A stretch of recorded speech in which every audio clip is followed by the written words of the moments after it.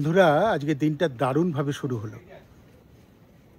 সূর্যের প্রথম আলো প্রথমে মৎস্যপুচ্ছারের গায়ে লাগলো, তারপরেই পর অন্নপূর্ণার রেঞ্জের যেটুকু এখান থেকে দেখা যাচ্ছে তার গায়ে এসে পড়লো। মুগ্ধ দৃষ্টিতে আমরা সবাই মিলে দেখছিলাম। তারপরে যথারীতি যা হয়, মেঘেরা ভালোবেসে প্রথমে মৎস্যপুচ্ছারকে, তারপরে এদেরকেই স্পর্শ করার জন্য ধীরে ধীরে এগিয়ে যাচ্ছে। আর আমরাও রেডি হয়ে গেছি, ব্রেকফাস্ট সেরে বেরিয়ে পড়ব দোভানের উদ্দেশ্যে। গোছগাছের দায়িত্ব জয়ন্তর, আমার দায়িত্ব ফোড়ন কাটা। আজকে ট্রেক রুটটা একটু পরিষ্কার করে বলি। চোমরঙের উচ্চতা হচ্ছে 2170 মিটার, আর যেখানে যাব দোভান আজকে, সেটার উচ্চতা হচ্ছে 2600 মিটার। মাঝখানে আবার লোয়ার সিনুয়া আপার সিনুয়াও আছে। লোয়ার সিনুয়ার উচ্চতা হচ্ছে 2340 মিটার, আর আপার সিনুয়ার উচ্চতা হচ্ছে 2400 মিটার। আর এই আপার সিনুয়ার পর থেকেই গড়গড় করে নেমে যেতে হবে বাম্বুতে। বাম্বুর থেকে আবার ওঠা। এবার বলতে হয় দূরত্বের কথা। এই চোমরং থেকে দোভান পর্যন্ত প্রায় 10-11 কিলোমিটার আমাদের ট্রেক করতে হবে। সাধারণভাবে 7 ঘন্টা মতো লাগার কথা, আমাদের কত লাগবে আমরা জানি না। আর ভাগ করে যদি বলি, প্রথমত চোমরং থেকে লোয়ার সিনুয়া যেতে লাগবে 3 কিলোমিটার, আবার লোয়ার সিনুয়া থেকে আপার সিনুয়া হয়ে বাম্বু পর্যন্ত যেতে লাগবে 4 কিলোমিটার, আর তারপরে ওই বাম্বু থেকে দোভান যেতে আরও 3 কিলোমিটার। পুরো পথটাই চড়াই উতরাই সমান তালে আছে। তাহলে আর কথা নয়, চলুন ছবি দেখি। হোটেল আলপাইনকে ছেড়ে আমরা চলছি খানিকটা নিচের দিকে যাব, মানে চোমরং থেকে ছেড়ে আমরা অল্প কিছুটা নিচের দিকে যাব। তারপরে পুরো খাড়াই চড়াই আছে। আজকের ডেস্টিনেশন হচ্ছে আমাদের দোভান। সকাল সকাল এই পাথর বসানো মনোরম সিঁড়ি বেয়ে নেমে যেতে বেশ লাগছিল। বাদল মেঘ কেটে গেছে। ওপর থেকে ফসলে ভরা চোমরংকে মনে হচ্ছে রূপকথার গ্রাম। এইসব ঘরবাড়ির মধ্যে দিয়ে আমরা হেঁটে যাব, নিচে নামব, তারপর ওই ওপারের পাহাড়ের মাথায় আপার সিনুয়াতে উঠব, আবার নামব, আর নামা শেষ হবে বাম্বুতে। এই যে টাওয়ারটা, ওরই নিচে দিয়ে নেমে যাচ্ছে ঝিনুর রাস্তা।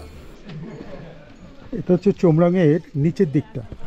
এখানে বেশ অনেক মানুষজন ঘোরাফেরা করছে, অনেক দোকানপাটও রয়েছে ওই ছোটো ছোটো সুবিনির কেনার জন্য। স্থানীয় মানুষও রয়েছে, ট্রেকাররাও রয়েছে। সবাই এইটুকু আগে থেকে এগিয়ে রাখে, কারণ যাতে পরের দিন, মানে আজকের দিনটা বেশি হাঁটতে না হয়। তা আমরা ঠিক প্রপার জায়গাতেই ছিলাম, ফলে মাউন্টেনটা খুব ভালো পেয়েছি। আমাদের কাছে যা উতরাই, যারা ফিরছে তাদের কাছে তা চড়াই। লম্বা রাস্তা পার হয়ে এই শেষ ল্যাপে তারা ক্লান্ত।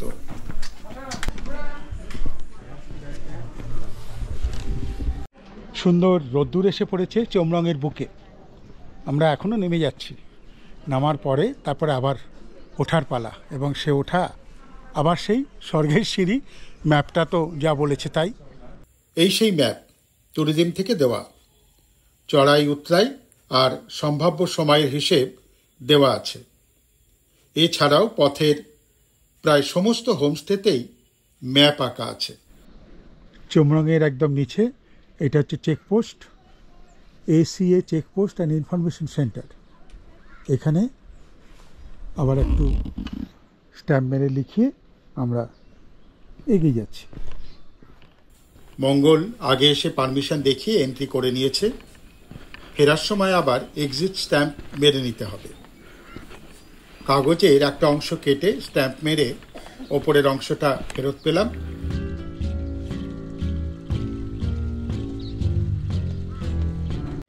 সামনেই একটা বৌদ্ধ স্তূপা রয়েছে, তার উপরে রোদ্দুর এসে পড়েছে, আর ছোটো ছোটো ঘরবাড়িও রয়েছে নিচের দিকে। আর একটু নিচে গিয়ে দেখাই। হ্যাঁ, চোমরং স্তূপা গুম্ফা। চারিদিকে সবুজ পাহাড়ের মাঝখানে গুম্ফাটি যেন অলংকারের মতো, না থাকলে কি যেন একটা নেই মনে হতো।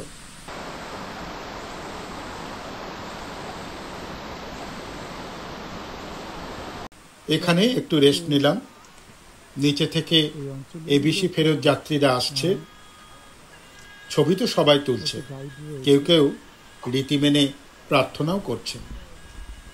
খানিকটা নামার পরই দেখি সেই মিউলের দল আসছে। এরা এখানকার ভিভিআইপি, অন্তত রাস্তা চলার ক্ষেত্রে, কারণ পুরো পাহাড়ের রসদ জুগিয়ে পাহাড়কে সচল রেখেছে এরাই। তাই দাঁড়িয়ে গেলাম।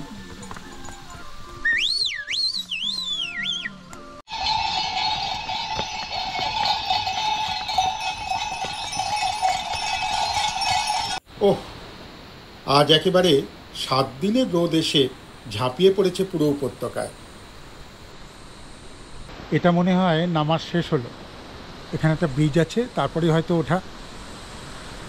ধীরে ধীরে উঠব, যেমন আসছি আর কি।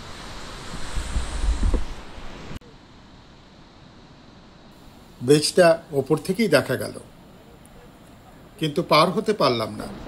ভিআইপিরা আসছে, ওরা আগে যাবে।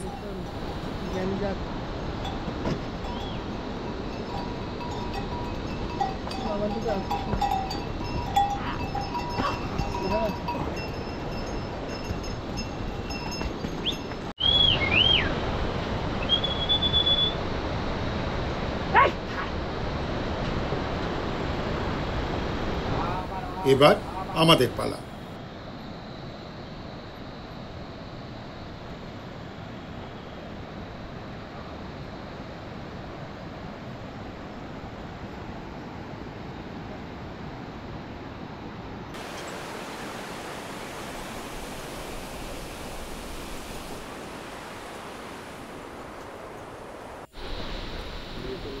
ওই ব্রিজ পার হয়ে বেশ কয়েক ঘন্টা সিঁড়ি মারিয়ে আমরা একটা শেল্টারে এসে একটু রেস্ট নিলাম।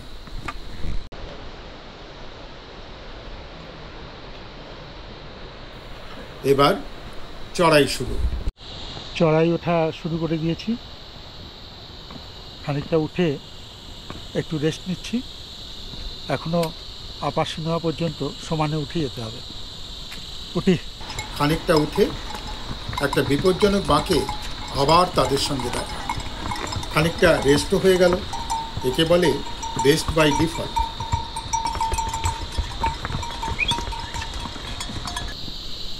চড়াই দিয়ে উঠছি আমরা। খুব সাংঘাতিক চড়াই নয়, তবে ধীরে ধীরে উঠছি।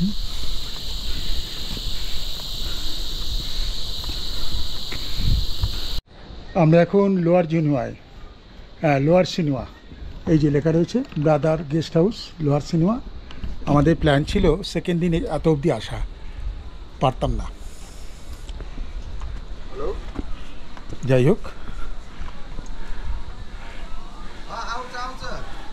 ভালো, বেশ থাকবার পক্ষে খুবই ভালো, কিন্তু আসতে পারতাম না।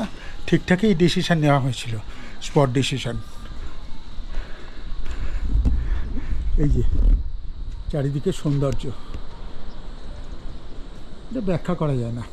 ওই মাথা থেকে, ওই যে মেঘ রয়েছে, ওই মাথা থেকে আমরা এসেছি। ওই বাড়িঘর পেরিয়ে নিচে নেমেছি নদী পর্যন্ত, তারপরে আবার এতটা উঠলাম।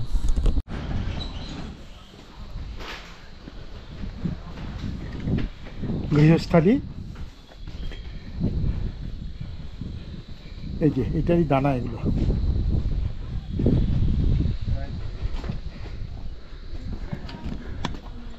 Lower cinema. ঘরবাড়ির পাশ দিয়ে পাথরে সাজানো সিঁড়ি দিয়ে চলেছি।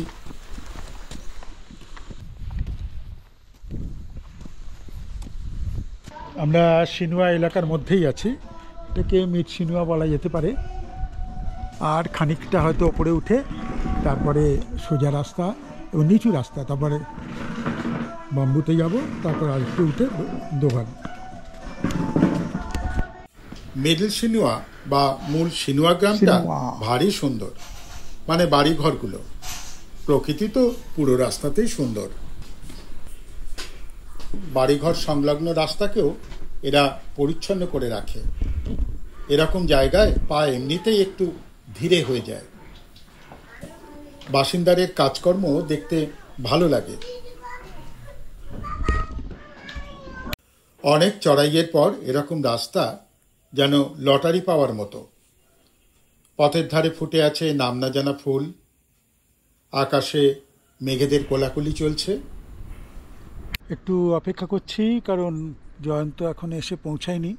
মঙ্গল বেরিয়ে গেছে, আমাদের পোটারও বেরিয়ে গেছে। আমরা এখনও উঠছি, তবে খুব মডারেট।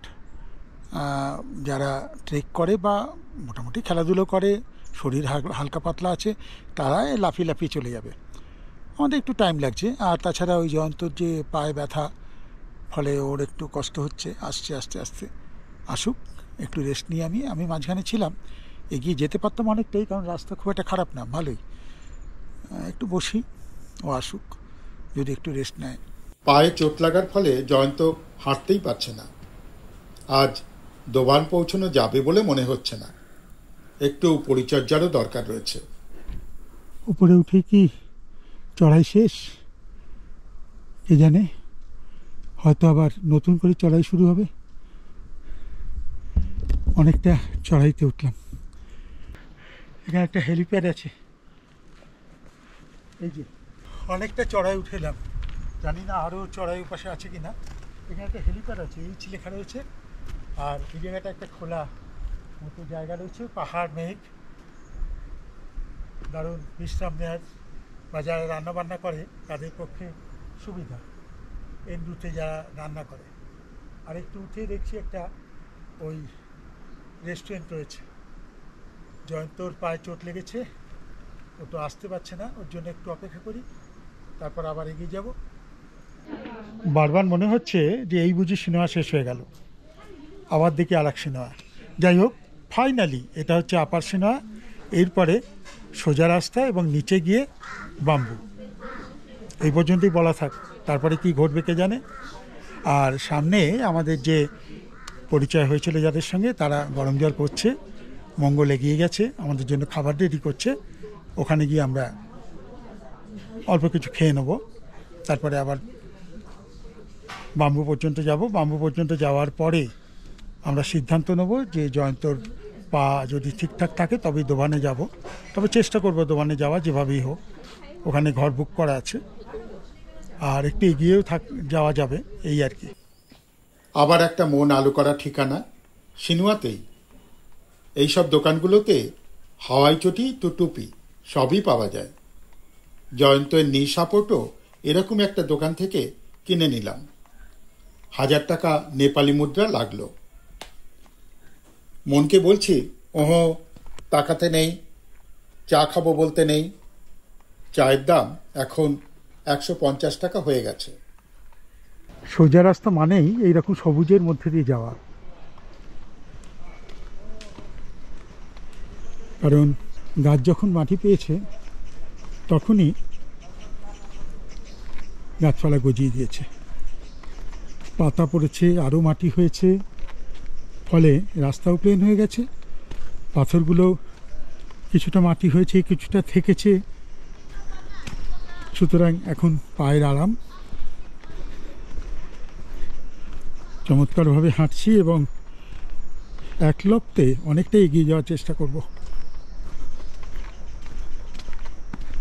এরপরে অনেকটা নামা আছে, সেই নামাটা যে সবসময় খুব সুখকর হবে তা কিন্তু না।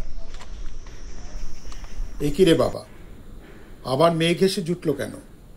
কিন্তু জঙ্গলে বেশ অন্ধকার নেমে এলো, অথচ সবে দুপুর, পুরো মেঘে ঢেকে গেছে, 2:30 বাজে।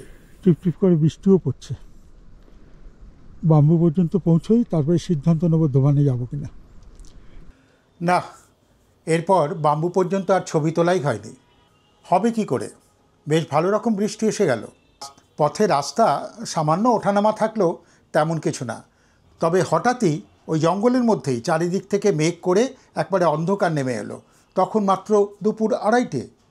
তখন আবার জয়ন্তকে আরও হাঁটালে এই পুরো মিশনটাই গুবলেট হয়ে যাবে। তাই এই বাম্বুতেই আমরা দেহ রাখলাম, মানে থেকে গেলাম আর কি। আর একটা দুঃখের কথা জানাই, ওই যে মঙ্গল গেল খাবার রেডি করার জন্য, রেডি হয়নি, একেবারে মাথা পর্যন্ত খিদে। সেই অবস্থায় আমরা বাম্বুতে এসে পৌঁছলাম। নানান ঝঞ্ঝাটে সেটা হয়নি, কিন্তু ওই কমিউনিকেশনের অভাবে আমরা জানতেও পারিনি কি ঘটছে। যাই হোক, এখানে এসে লিকার চা খেয়ে তবে ধরে প্রাণ এলো। তারপর খাওয়া দাওয়া তো আছেই। এখানেই কিন্তু এপিসোডটা শেষ করতে মন চাইছে না। চলুন না আরেকটু এগিয়ে যাই, আরেকটু বড় হবে হয়তো, কারণ আমাদের নেক্সট টার্গেট হচ্ছে দেওরালি। ঘাটতি পূরণ করতে হবে তো। গুড মর্নিং বন্ধুরা, শুভ সকাল। কালকে তো কথা হয়নি, আসলে কালকে এত বৃষ্টির মধ্যে এসেছিলাম যে কথাবার্তা বলার সময় সুযোগ কিছুই হয়নি, অন্ধকারও হয়ে গিয়েছিল। কালকে শেষের দিকে খুব একটা ছবিও তুলতে পারিনি। আজকে সকালটা বেশ ভালোভাবেই শুরু হয়েছে। চমৎকার, আমার পেছনে দেখুন, দেখাচ্ছি, পাহাড় দেখা যাচ্ছে।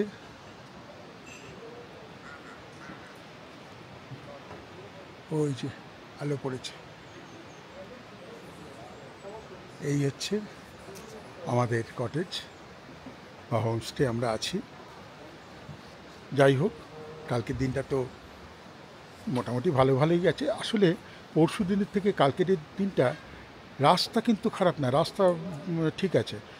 অনেক সময় অনেকটা উঁচু, অনেক সময় অনেকটা নিচু, সেসব ঠিক আছে, সেগুলো ম্যানেজ করা গেছে। কিন্তু তবুও যেন মনে হচ্ছে যে পাটায় ব্যথা বা ইত্যাদি এটি যেন বেশি হয়েছে, কেন কে জানে। যাই হোক, আজকে আমরা সবাই ফিট। এখন সবটাই নির্ভর করছে জয়ন্ত কতটা হাঁটাহাঁটি করতে পারবে। তাহলে আমরা এই কিছুক্ষণের মধ্যে যাত্রা শুরু করব। টিফিন আমরা নিজেরাই করে নিলাম। আর এখানে রেন্ট সম্বন্ধে একটু বলে নিই। এখানে 2000 টাকা চেয়েছিল পার হেড, ডিনার আর ব্রেকফাস্ট সমেত, যেটা এদের সিস্টেম। কিন্তু আমরা ব্রেকফাস্টটা বলেছি নেবো না, তার ফলে খুব একটা কিছু কমেছে তা নয়, ওই 1700 টাকা করে নিয়েছে আমাদের। সেটাও মনে হলো একটু বেশি নিল। আমাদের কটেজের নাম হচ্ছে বাম্বু লজ। ট্রেক শুরু করে দিলাম, তবে অন্যান্য দিনের তুলনায় আজকে একটু ঠান্ডা বেশি, হাত তাতগুলো বেশ ঠান্ডা লাগছে। চলুন যাই। আবার সেই হিসেবে আসি। এই বাম্বু থেকে দোভান হচ্ছে, আগেই বলেছিলাম, 2.5 থেকে 3 কিলোমিটার। উঠতে হবে 300 মিটার অল্টিটিউড। দোভান থেকে হিমালয় হচ্ছে 1.5 কিলোমিটার, উচ্চতা 2900 মিটার।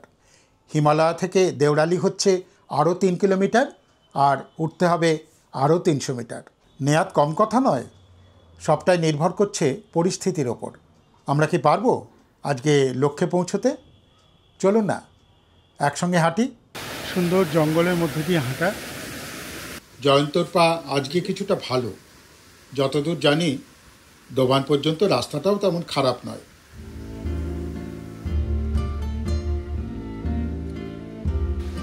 এটা বেশ মজার ট্রেক লাগছে, বলেন। এটা হচ্ছে আমাদের পুরুলিয়ার ট্রেক।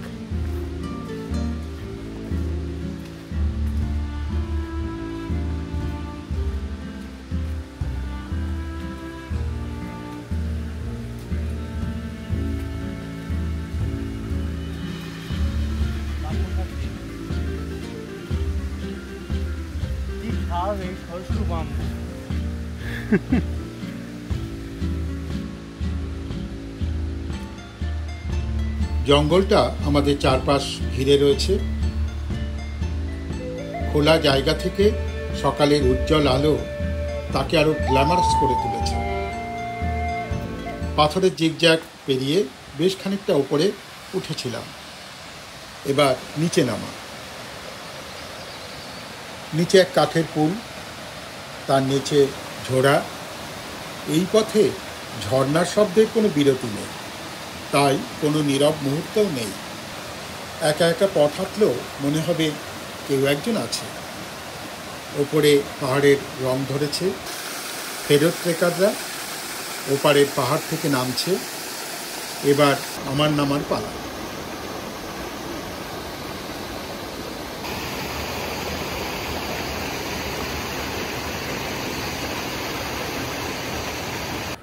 এবার কিন্তু জঙ্গল আরও নিবিড়। পথরেখা থাকলেও শিকড় বাকড় ডিঙিয়ে নিজেকেই সুবিধে মতো পথ করে নিতে হচ্ছে।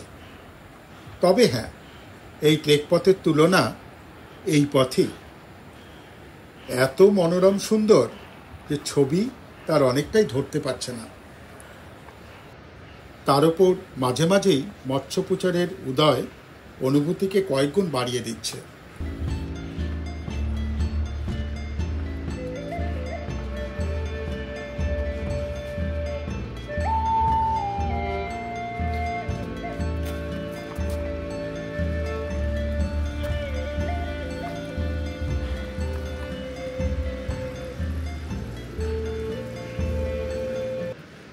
এই রাস্তায় যেতে যেতে মাঝে মাঝেই ডান দিকে নির্মেঘ দিনে মৎস্যপুচারীকে দেখতে পাবেন। এখনও আমরা দোকান পৌঁছাইনি, আর কিছুক্ষণের মধ্যেই পৌঁছে যাব। সেখানে গিয়ে অল্প একটু রেস্ট নিয়ে আবার নেক্সট টার্গেট হিমালয়, তারপরে আমরা যদি পৌঁছতে পারি দেউড়ালি। এখন রাস্তাটা এই রকম, হাঁটতে মজাই লাগছে। একটা দারুণ ঝোড়া, আর তার উপর লোহার ছোট্ট ব্রিজ।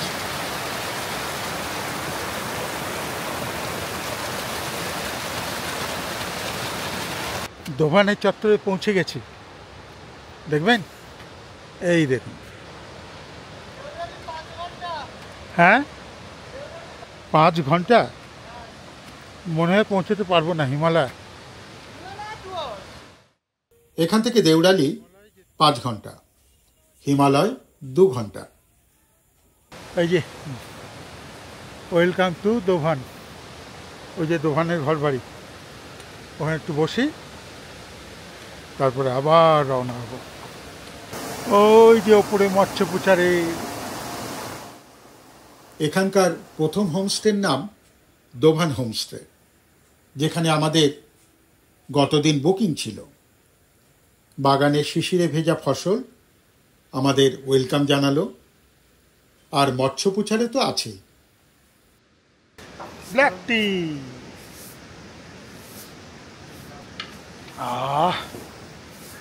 দারুণ একটা ঝর্ণার কাছে এসছে।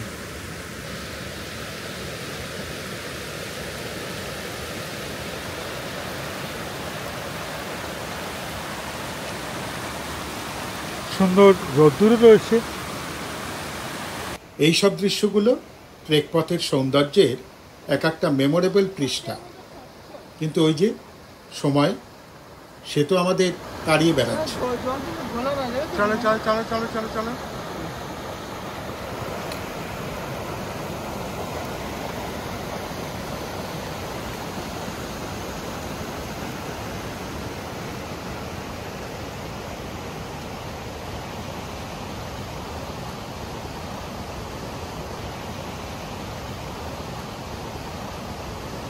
মোটামুটি সাধারণ রাস্তা, এই যে বাঁশ গাছে ঘেরা। আমাদের 400 মিটার মতো উঠতে হবে, হাঁটা 2 ঘন্টার। জানি না আমাদের ক ঘন্টা লাগবে। হিমালয়া জোনে আমরা ঢুকে গেছি, কিন্তু আমাদের হেঁটে পৌঁছাতে হবে এখনো। এটা বোর্ড রয়েছে, রাস্তা এখনো যাচ্ছে। এই যে আমাদের সদাহাস্য প্রসেস, সামনে মন্দির, সব বন্ধ, তারই কিছু নির্দেশ বোর্ড। সামনে এটা মন্দির। প্রার্থনা পতাকা দেখে মনে হয়েছিল বৌদ্ধ মন্দির, আকারও প্যাগোডার মতো, কিন্তু দেখলাম শিব মন্দির।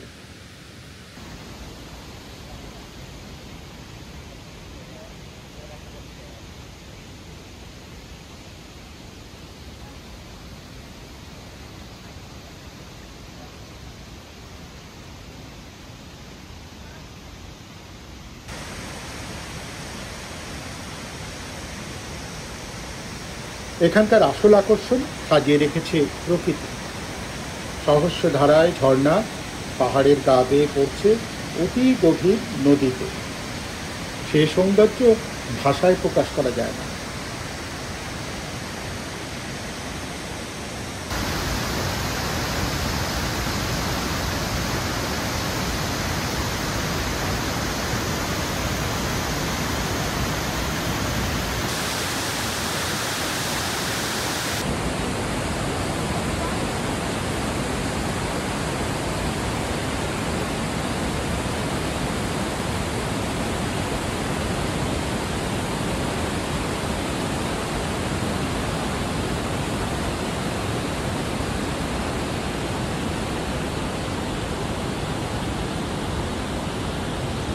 এখন চড়াই, শুধু চড়াই। ওই যে দূরে দেখা যাচ্ছে হিমালয়, আর হয়তো মিনিট 20 লাগবে। সুন্দর একটা ঝর্ণা বয়ে যাচ্ছে, ঝর্ণা না বলা উচিত, পাহাড়ি নদী বলা উচিত। সামনে দিয়ে একটু ঘুরিয়ে দিই, এই যে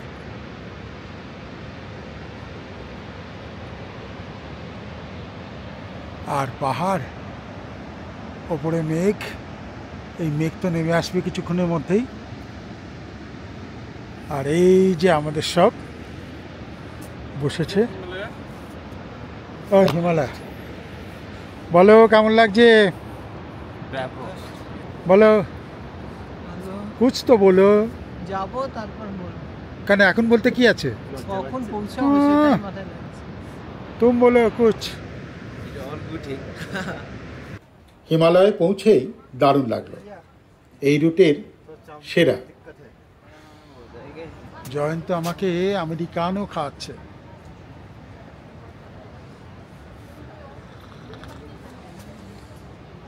$450 দাম, নেপালি। মৌ কি বলছিস?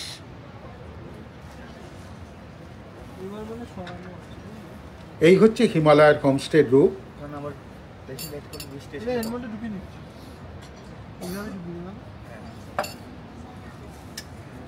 আর এই হচ্ছে বাইরের রূপ। থাকবেন নাকি কোনো একদিন? দুই পাহাড়ের মাঝখানে স্রোতস্বিনী আমাদের পদযাত্রা তারই উজানে।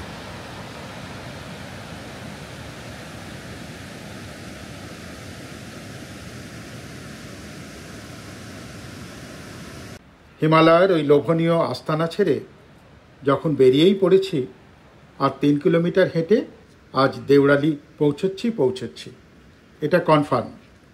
সুতরাং মিশন সাকসেস হওয়ারই কথা। আপনি বলবেন এত দ্বিধার কি আছে? আরে মশাই, এই পাহাড়, হিমালয় ভালোবাসলে সব ঠিক, আর বিগড়লে সব শেষ।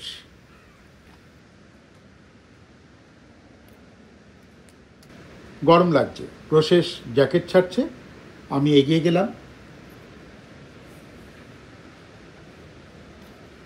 খুবই আনন্দদায়ক এই পথটুকু। এর নাম হিমালয়। আপনার সব রকম পরীক্ষা নেবে, তবে পাস করাবে। এবার চড়াই। ওই যে উঠে গেছে, উঠে গেছে, উঠে গেছে।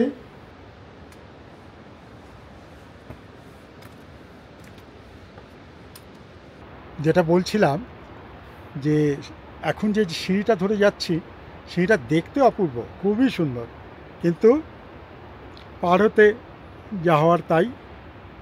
এই যে সিঁড়ি, কি সুন্দর না? মুখ দেখিয়েছি। এই যে কি অপূর্ব সিঁড়ি, এই যে জয়ন্ত দাঁড়িয়ে আছে। সুন্দর সিঁড়ি, কিন্তু স্বর্গের সিঁড়ি।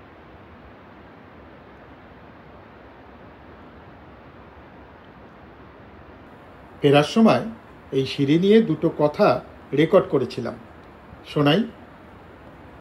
শতকোটি প্রণাম এই সিঁড়িকে। বাপরে বাপ, যাওয়ার সময় মনে হয়েছিল ভয়ঙ্কর, কিন্তু আসার সময় মনে হলো অতি ভয়ঙ্কর। প্রায় 12 তলা সিঁড়ি, অতি সুচারুভাবে সাজানো, এবং ননস্টপ নেমে এলাম। কিন্তু যাওয়ার সময় চলে গেছি, কী করে গেছি, আশ্চর্য। দারুণ দারুণ দারুণ ব্যাপার। অসাধারণ একটা সিঁড়ি তৈরি করেছে, স্বর্গের সিঁড়ি। ঘুরিয়ে পেঁচিয়ে, আর ঘুরগুলো কি সুন্দর, চারদিক দিয়ে গাছপালার মধ্যে দিয়ে, অপূর্ব অপূর্ব অপূর্ব। কিন্তু কষ্ট হবে, কষ্ট হবে। দেওরালি যাওয়ার আগে, ওই অল্প কিছুক্ষণ আগে, একটা সুন্দর এখানে মন্দির পাওয়া যায়। মন্দিরটা দেখায়, কোথায় পরিস্থিতিটা দেখায়। এই পরিস্থিতি।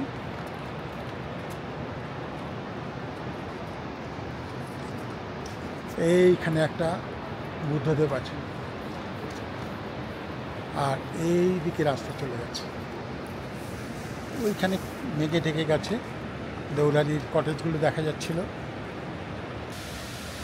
দেউরালির একটু আগে এই ঝর্ণাকাম নদীটা একটা ল্যান্ডমার্ক। নদীটা পেরোবার জন্য কোনো ব্রিজ নেই, পাথর ডিঙিয়েই যেতে হয়।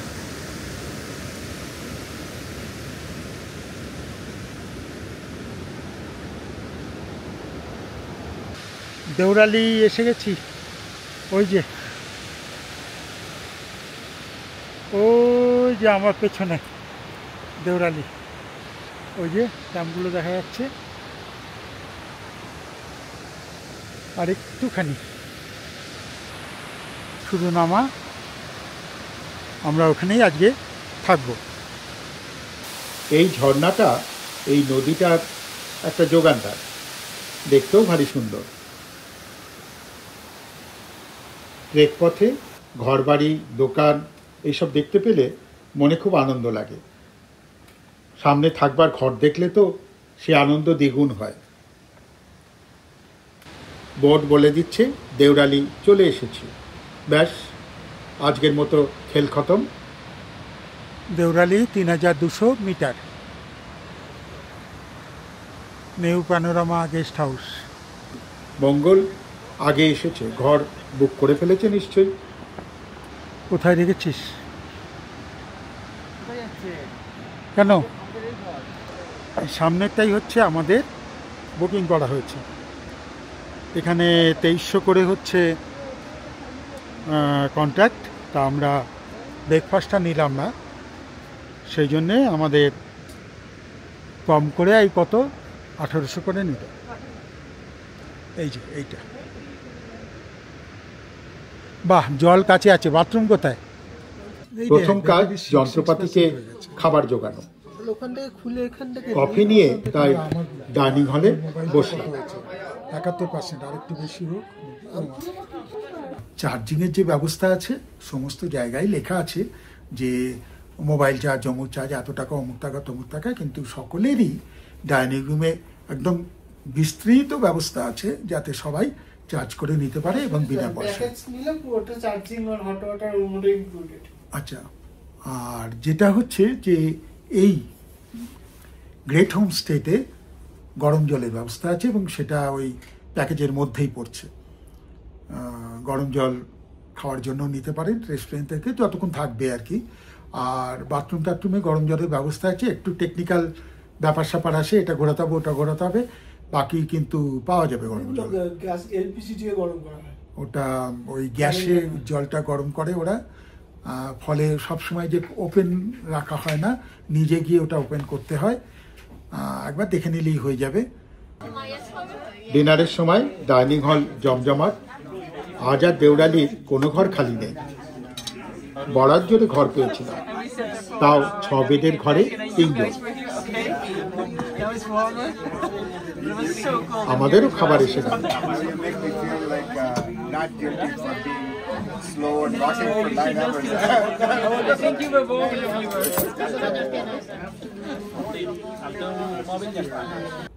তাহলে আজকের মতো আমাদের এই এপিসোডটা শেষ করলাম। পরবর্তী ক্ষেত্রে যখন আমরা লাস্ট একটা এপিসোড করব, টোটাল একটা গাইড দিয়ে দেওয়া, মানে আমরা যেটুকু জেনেছি সেটুকু নিয়ে একটা গাইড দিয়ে দেওয়ার একটা ব্যবস্থা করব আমি।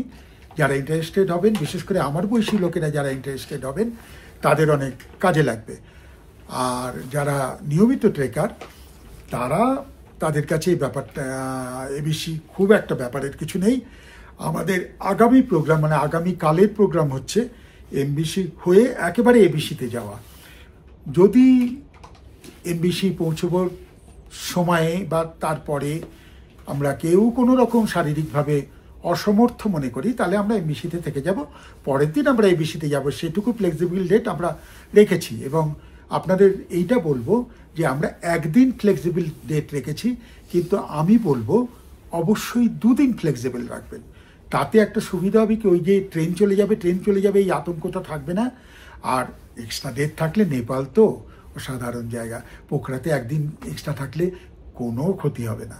এবং পোখরাতেও অনেক কিছু সাইট সিইং আছে যেটা একদিন ধরে করা যায়। তাহলে আজকের মতো এই এপিসোড শেষ করলাম।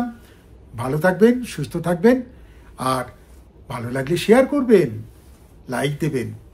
যারা সাবস্ক্রাইব করেননি করে নেবেন।